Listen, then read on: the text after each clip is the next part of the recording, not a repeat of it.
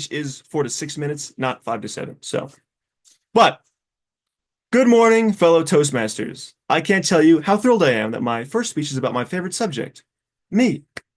And for the next few minutes, you're all my captive audience.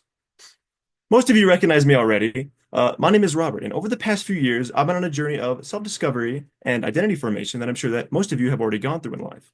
I'm clearly a little outside my comfort zone and also my demographic, so I hope you can relate on some level to my story so far.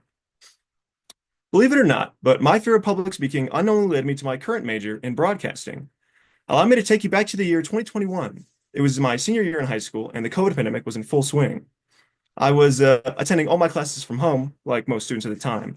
And for my science class, we had to do a presentation on national parks. Since everything was online, my teacher gave us two options. We could record ourselves presenting or make a little video in place of the presentation. And to provide some context, back in high school, I was an incredibly socially anxious guy. So I was very excited about not having to present. I had also been video editing since I was 12. I never considered myself very good at it, but I had a little experience under my belt at that point.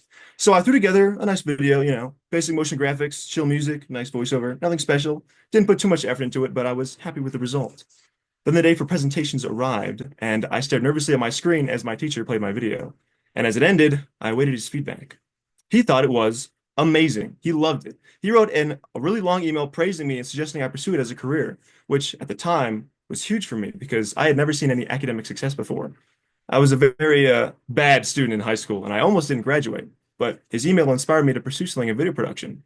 Fast forward to today, and I'm a student at Pikes Peak State College, majoring in broadcasting with a perfect GPA. So, quite the turnaround. But that turnaround didn't happen overnight. After graduating high school, I spent 6 months as a bum playing video games every single day, scared of facing the world. And then my mother, God bless her, had enough of my freeloading and told me to go get a job, which, fair enough. So I got my first job working full-time night shifts at an Amazon warehouse. I joined during the Christmas season, so I was working 5 12-hour shifts a week. And let me tell you, I loved every second of it. It was awesome. And it definitely wasn't the 12-hour shifts I fell in love with. It was the independence, the self-sufficiency, the first paycheck, even if it meant lugging boxes around at 3 a.m. While working at Amazon, I also taught myself how to drive. I studied or practiced on empty roads late at night and studied for and passed the driving test and got my license entirely on my own. Hold on. I made a lot of new friends and experienced a lot of new things for the first time. And hold on.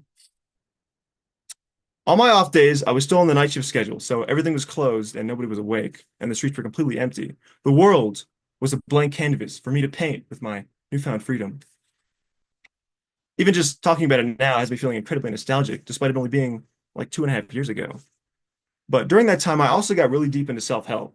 I felt incredibly lost and overwhelmed by the opportunities and decisions that I could make as a young adult.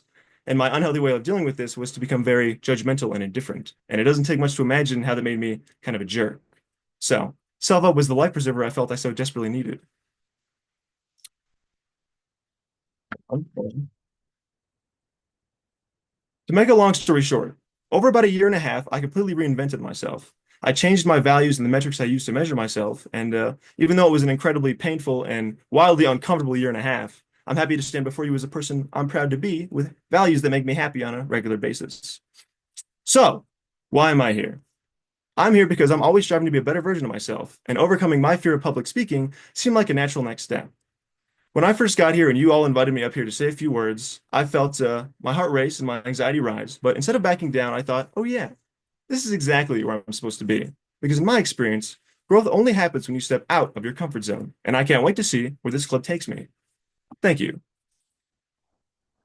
Thank you. Everybody, I know we're at home, but come on. Thank you. Thank you. Thank you. Thank you very much. Awesome job, Robert. Thank you. All right, we're going to